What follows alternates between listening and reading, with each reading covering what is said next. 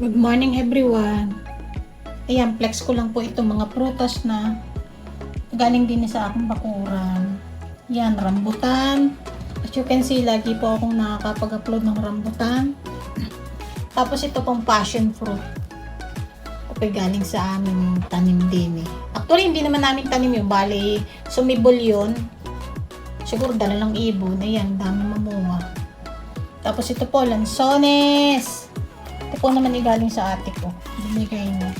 Tsaka ito naman guyabano, galing naman sa hipag ko. At ito naman bayabas, din po galing sa amin. Sa amin bayabasan din sa malapit sa gate. Kaya dadalwa na napagkain namin ni Habi yung ano. Tapos yung pong bayabas din sa kabila, eh marami ding ano. Kung bumunga, kinain ko na din, kaya wala na akong maipakita. Ayan po ang masaganang